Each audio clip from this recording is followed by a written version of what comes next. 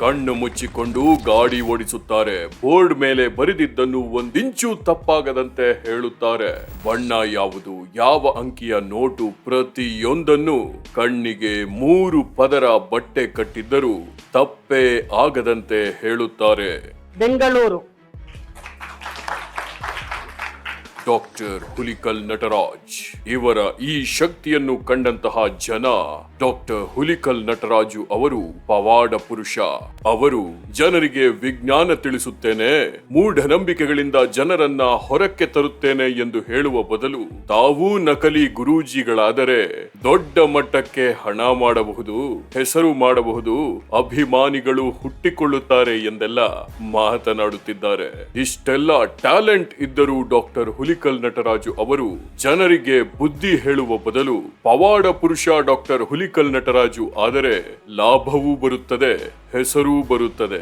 ಸುಮ್ಮನೆ ಯಾಕೆ ಸಮಾಜ ಸುಧಾರಣೆಯ ಕೆಲಸ ಎಂದು ಛೇಡಿಸುತ್ತಿದ್ದಾರೆ.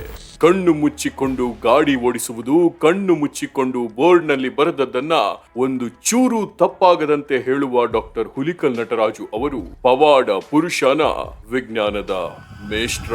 ಬೇಸಿಗೆ ಸಮಯ ಮಕ್ಕಳಿಗೆ ಬಿಡು ಬಂದ್ರೆ ಸಾಕು. ಏನು ಬೇಸಿಗೆ ಶಿಬಿರಗಳು, ಇನ್ನ ಅನೇಕ ತರಗತಿಗಳು, ವಿಶೇಷ ತರಗತಿಗಳು. ಮಕ್ಕಳು ಬಿಡು ಸಿಕ್ಕಿದ್ರೆ ಸಾಕು, ಏಪ್ರಿಲ್ ಬಂದ್ರೆ ಸಾಕು, ಅಜ್ಜಿ ಮನೆಗೆ ಹೋಗೋಣ, ಅಲ್ಲಿ ಜಾತ್ರೆಗೆ ಹೋಗೋಣ, ಅಲ್ಲಿ ಹಬ್ಬ ದಿನಗಳಲ್ಲಿ ಹೋಗೋಣ, ಅಲ್ಲಿ ಆಟ ಆಡೋಣ ಅಂತ ಮನಸ್ಥಿತಿ ಇದ್ದಂಥದ್ದು ಆ ಕಾಲ. ಇವತ್ತು ಏನಾಗಿದೆ, ಮಕ್ಕಳ ಮನಸ್ಸಿಗೆ ಬಿಡುವೇ ಇಲ್ಲ. ನನ್ನ ಸೊಸೆ ನನ್ನ ಮೊಮ್ಮಗನ ಬಿಟ್ಬಿಡಮ್ಮ, ಅಜ್ಜಿ ಜೊತೆ ಆಟ ಆಡ್ಲಿ, ಜನಗಳ ಜೊತೆ ಆಟ ಆಡ್ಲಿ, ವಿಶಾಲವಾಗಿ ಈ ಸಂಸ್ಕೃತಿಯನ್ನ, ಈ ಸಮಾಜವನ್ನ ಅರ್ಥ ಮಾಡ್ಕೊಳ್ಳಿ ಅಂದ್ರೆ ಅಂತ ನನ್ನ ಸೊಸೆನೇ ನನ್ನ ಮಾತು ಕೇಳಕ್ ಹೊರಟಿಲ್ಲ. ಬೇಸಿಗೆ ಶಿಬಿರ ಬಂತು, ಅಲ್ಲಿ ಕ್ರಿಕೆಟ್ ಟ್ರೈನಿಂಗ್ ಕೊಡ್ತಾರೆ, ಅಲ್ಲಿ ಆಟ ಟ್ರೈನಿಂಗ್ ಕೊಡ್ತಾರೆ, ಇಲ್ಲಿ ಯಾವ್ದೋ ಇನ್ನೇನೋ ಟ್ರೈನಿಂಗ್ ಕೊಡ್ತಾರೆ. ಬರೀ ಟ್ರೈನಿಂಗ್ ಎಲ್ಲ ಹುಡುಗನ್ನ ಮುಳುಗಿಸ್ಬಿಡೋದು, ಈ ಸ್ಕೂಲ್ ಬಂದೇಟ್ಗೆ ಸ್ಕೂಲ್ಗೆ ಹಾಕ್ಬಿಡೋದು. ಇವತ್ತು ಇದನ್ನ ಯಾಕೆ ಕೇಳಕ್ ಹೊರಟಿದ್ದೀನಿ ಅಂದ್ರೆ, ಬೇಸಿಗೆ ಬಂದ್ರೆ ಸಾಕು ಮಿಡ್ ಬ್ರೈನ್ ಟ್ರೈನಿಂಗ್. ನಿಮ್ಮ ಮಕ್ಕಳು 6th ಸೆನ್ಸ್ ಇದೆ ನಿಮ್ಮ ಮಕ್ಕಳಿಗೆ. 6ನೇ ಕಣ್ಣಿಂದ ನಿಮ್ಮ ಮಕ್ಕಳು ನೋಡ್ತಾರೆ, 6ನೇ ಮನಸ್ಸಿನಿಂದ ನಿಮ್ಮ ಮಕ್ಕಳು ನೋಡ್ತಾರೆ. ಅದನ್ನ ನಾವು ಹೇಳ್ಕೊಡ್ತೀವಿ ಅಂತ ಹೇಳಿ ಏನ್ ಜಿಲ್ಲೆಗಳಲ್ಲಿ ಬ್ಯಾನರ್ಗಳನ್ನ ಹಾಕೊಂಡು ಪ್ರಚಾರ ಮಾಡಿ, ವಾಟ್ಸಪ್ಗಳಲ್ಲಿ, ಫೇಸ್ಬುಕ್ಗಳಲ್ಲಿ ಪ್ರಚಾರ ಮಾಡ್ತಾರೆ. ಗಾಂಧಾರಿ ವಿದ್ಯೆ ಹೇಳ್ಕೊಡ್ತೀನಿ ಅಂತ ಹೇಳಿ ನಮ್ಗೆ ಅನೇಕ ಜನ ನಂಬಿಸ್ತಾ ಇದ್ದಾರೆ. ಗಾಂಧಾರಿ ವಿದ್ಯೆ ಅಂದ್ರೆ ಏನು ಅಂತ ನೀವು ಕೇಳಿದಿರಿ, ಮಹಾಭಾರತ ಕೇಳಿದಿರಿ, ಓದಿದಿರೇ? ಕೇಳಿಲ್ಲ, ಓದಿದಿರಿ. ಆಮೇಲೆ ಹಳ್ಳಿಲಿ ನಾಟಕನೂ ಕೂಡ ಆಡ್ತಾರೆ. ಧೃತರಾಷ್ಟ್ರ ಅವನು ಅಂಧತ್ವಕ್ಕೆ ಒಳಗಾಗಿರ್ತಾನೆ, ಅದಕ್ಕೆ ನಾನು ಅವನಿಗೆ ಕಾಣಿದ್ಮೇಲೆ ನನಗೂ ಕಾಣಬಾರ್ದು ಅಂತ ಗಾಂಧಾರಿ ಏನ್ ಮಾಡ್ತಾರೆ, ಕಣ್ಣಿಗೆ ಬಟ್ಟೆ ಕಟ್ಕೋತಾರೆ. ಕಣ್ಣಿಗೆ ಬಟ್ಟೆ ಕಟ್ಕೊಂಡವರು ಓದ್ತಾರೆ, ಜೀವನವನ್ನ ರೂಪಿಸ್ಕೊತಾ ಇರ್ತಾರೆ. ಹಾಗಾದ್ರೆ ಒಂದು ಸತ್ಯ, ಕಣ್ಣಿದ್ದೇ ಕಣ್ ಕಾಣಿಸೋದು ಕಷ್ಟ ನಮ್ಗೆ, ಕಣ್ಣಿದ್ದೇ ಹಿಂಗ್ ಓದೋದು ಕಷ್ಟ. ಆದ್ರೆ ಕಣ್ಣಿಲ್ದಲೆ ಕಣ್ಣು ಕಟ್ಕೊಂಡು ಓದೋದು ಹೇಗೆ? ಎಲ್ಲೋ ಇರೋ ವಸ್ತುಗಳನ್ನ ಕಂಡುಹಿಡಿಯಕ್ಕಾಗತ್ತಾ? ಏನೋ ಮಾಡಿದ್ರೆ ಇಷ್ಟೆಲ್ಲ ಇವತ್ತು ನಿಜವಾಗ್ಲೂ ಹಾಗೆ ಕಣ್ಣು ಕಾಣದಲ್ಲೇ ಇದ್ದು ಕಣ್ಣು ಮುಚ್ಕೊಂಡು ಓದೋದಾಗಿದ್ರೆ ಇವತ್ತು ನಮ್ಮ ದೇಶದಲ್ಲೇ 45 ಲಕ್ಷ ಜನ ಅಂಧರಿದ್ದಾರೆ. ಅವ್ರಿಗೆಲ್ಲ ಕಣ್ಣು ಬರ್ಬೋದಾಗಿತ್ತಲ್ವಾ? ಅವ್ರಿಗೆ ಜೀವನ ರೂಪಿಸ್ಕೋಬೋದಾಗಿತ್ತಲ್ವಾ? ಅಷ್ಟಿದ್ದು ಕೂಡ ಕೆಲವರು ನಮಗೆ ತುಂಬ ಮೋಸ ಮಾಡ್ತಾರೆ. ಹೇಗೆ ಸರ್? ಮೈದಾ ಕಟ್ಕೋತಾರೆ, ಅದರ ಮೇಲೆ ಬಟ್ಟೆ ಕಟ್ತಾರೆ, ಅದರ ಮೇಲೆ ಇನ್ನೊಂದು ಬಟ್ಟೆ ಕಟ್ತಾರೆ, ಕಾಯನ್ನು ಹಾಕ್ಕೊಳ್ತಾರೆ. ನೀವೇನು ಬರ್ದಿದ್ದೀರಿ, ಏನಿದೆ ಅದೆಲ್ಲವೂ ಕೂಡ ನೋಡ್ತಾ ಹೋಗ್ತಾರೆ. ಹಾಗಾದ್ರೆ ಹೇಗೆ ಮಾಡ್ತಾರೆ?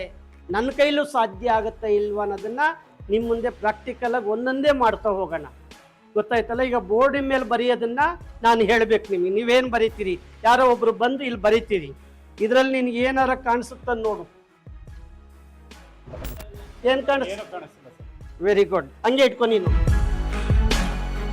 ಮತ್ತೆ ಕಾಣಿಸ್ತಾ ಇದ್ದೀನೆಯಾ? ಹಂಗೆ ಇಟ್ಕೋ. ಅದೇನು ಕಾಣಿಸ್ತಿಲ್ವಾ? ಕಾಣಿಸುತ್ತೆ, ಸುಳ್ಳು ಹೇಳ್ತೀಯ ನೀನು? ಇಲ್ಲ. ಇದು ಹಿಡ್ಕೋ, ಕೈಲಿ ತಗೋ. ಕೈ ಯಾವ ಕಲರ್ ಇದು? ಆ ಕಡೆ ತಿರುಗು. ಎಷ್ಟು? ಈ ಪುಸ್ತಕದಲ್ಲಿ ಏನೋ ಬರ್ದಿದ್ದಾರೆ, ಇಟ್ಕೋ ಹಂಗೆ. ಓದು. ಇದು ಯಾವ ಕಲರು? ಇಟ್ಕೋ, ಇಟ್ಕೊಳ್ಳಯ್ಯ. ನೋಡಿ, ಅವನು ಕಟ್ಟಿದಂಗೆ ನಾನು ಕಟ್ಕೊತಾ ಇದ್ದೀನಿ. ಕಟ್ಬಮ್ಮ.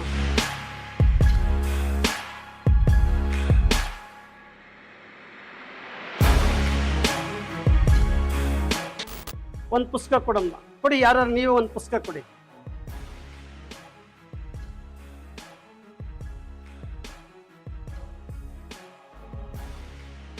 ಮಕ್ಕಳ ಇದು ವಿಜ್ಞಾನ ಸಿರಿ ಅಂತ ಇದೆ. ಬೇರೆ ಪೇಪರ್ ಕೊಡಿ. ನೀವು ಕೊಟ್ಟಿರೋದು ಉದಯವಾಣಿ, ಗ್ಯಾಸ್ ದರ, ಹೌದಲ್ಲ? ಗ್ಯಾಸ್ ಅಂತ ಇದೆಯಲ್ಲ, ನೋಡಿ ಮಕ್ಕಳೇ. ಪ್ರಜಾವಾಣಿ, ಎಸ್ಆರ್ನೋ, ಕದನ ವಿರಾಮ, ಬಣ್ಣ ಕೊಡಮ್ಮ, ಬಣ್ಣ ಕೊಡಿ. ನೀವೇ ಯಾರ? ಎಸ್. ಇದು ಪರ್ಪಲ್, ಇದು ರೆಡ್ ಅಲ್ಲ? ಎಸ್ಆರ್ನೋ? ಸರಳ. ಇದು ಎಲ್ಲೋ. ಕರೆಕ್ಟ್? ಸರಿನ ತಪ್ಪ? ಕನ್ನಡ ಸರಳ ವ್ಯಾಕರಣ. ಈ ರೀತಿ ನೋಡಿ, ಹಿಂಗ್ ಕೊಟ್ಟು ಹಿಂಗ್ ಓದೋದು, ಈ ರೀತಿ ಇದು ಮಾಡ್ಕೊಳ್ಳೋದು, ಆಯಿ ಊಗೆ ಇವೆಲ್ಲ ಅಕ್ಷರಮಾಲೆ ಕನ್ನಡದ್ದು ಇವೆಲ್ಲ ಕಣ್ಣು ಕಟ್ಕೊಂಡು ಇಷ್ಟರ ಮಟ್ಟಿಗೆ ನಿಮ್ಗೊಂದು ಡೌಟ್ ಇದೆ, ಇಲ್ಲೆಲ್ಲೋ ಕಾಣಿಸುತ್ತೆ, ಇಲ್ಲೇನೋ ಕಾಣಿಸುತ್ತೆ, ಅದಕ್ಕೆ ನೀವು ಹಿಂಗೆ ಹೇಳ್ತಾ ಇದ್ದೀರಾ ಅಂತ. ಇನ್ನೂ ಒಂದು ಹೆಜ್ಜೆ ಮುಂದೆ ಹೋಗ್ತೀನಿ ನಾನು, ಇನ್ನೂ ಒಂದು ಹೆಜ್ಜೆ ಮುಂದೆ ಹೋಗ್ತೀನಿ. ಏನ್ ಹೆಜ್ಜೆ ಮುಂದೆ ಹೋಗ್ತೀನಿ ಈಗ ನೋಡಿ. ಮೈದಾಕ ಹಾಕೊಳ್ತಾ ಇದ್ದೀನಿ. ಯಾರೊಬ್ರು ಹುಡುಗಿ ಬನ್ನಿ, ನೀವೇ ಪರೀಕ್ಷೆ ಮಾಡಿ. ಹಾ, ವೆರಿ ಗುಡ್. ಹಂಗೆ ಓಡಿ ಬರಬೇಕು. ನೀವೆರಡು ನೋಡಿ, ಹೀಗೆ ಹಿಂಗಿಟ್ಕೋ. ಕಾಯನ್ನು ಹಾಕ್ತೀನಿ, ಇನ್ನೇನೋ ಕಾಣಿಸುತ್ತೆ ಅಂತ. ಆ ಹುಡುಗಿ ನಿಂತಿದ್ದಾಳೆ, ಅವಳ ಹೆಸರೇನು ಗೊತ್ತಿಲ್ಲ. ಕಣ್ಣು ಮುಚ್ಕೊಂಡು ಎಲ್ಲ ಬಣ್ಣಗಳನ್ನ ಕಂಡುಹಿಡಿತೀವಿ, ಎಲ್ಲದನ್ನು ಓದ್ತೀವಿ. ಮಕ್ಕಳು ಏನು 6 ಸೆನ್ಸ್ ಇಂದ ಕೆಲಸ ಮಾಡ್ಬಿಡ್ತೀವಿ ಅಂದ್ರೆ, ಹಾಗಾದ್ರೆ ಕಣ್ಣು ಮುಚ್ಕೊಂಡು ಎಕ್ಸಾಮ್ ಬರೀತಾರೇನ್ರಿ ಮಕ್ಕಳು? ಕಣ್ಣು ಮುಚ್ಕೊಂಡು ಪ್ರಾಕ್ಟಿಕಲ್ ಆಗಿ ದೊಡ್ಡ ಹುಡುಗರಾದ್ಮೇಲೆ ಮಾಡಕ್ಕಾಗತ್ತೆ ಅಂದ್ರಿ? ಹಾಗಾದ್ರೆ ಕಣ್ಣು ಮುಚ್ಕೊಂಡು ಹಿಂಗ್ ಮಾಡೋದಾಗಿದ್ರೆ ಯಾರ್ಯಾರ ಹತ್ರ ಎಲ್ಲೆಲ್ಲಿ ದುಡ್ಡಿದೆ ಅಂತ ಹೇಳಕ್ಕಾಗತ್ತೆ ಅಂದ್ರಿ? ಕಣ್ಣು ಮುಚ್ಕೊಂಡು ನಮ್ಮ ದೇಶದ ಮೇಲೆ ಎಲ್ಲೆಲ್ಲಿ ಆಕ್ರಮಣ ಮಾಡಕ್ಕಾಗತ್ತೆ ಅಂತ ನಿಮ್ಮ ಮಕ್ಕಳ ಕೈಲಿ ಹೇಳಸಕ್ಕಾಗತ್ತೆ ಅಂದ್ರಿ? ಇವೆಲ್ಲ ಮಾರುಕಟ್ಟೆಯ ಸರಕುಗಳು. ಬಿಗ್ ಬ್ರೈನ್ ಟ್ರೈನಿಂಗ್ ಅಂತ ಕೊಡ್ತೀನಿ ಅಂತ ಹಗಲ್ದರೋಡೆ ಮಾಡ್ತಾ ಇದ್ರು.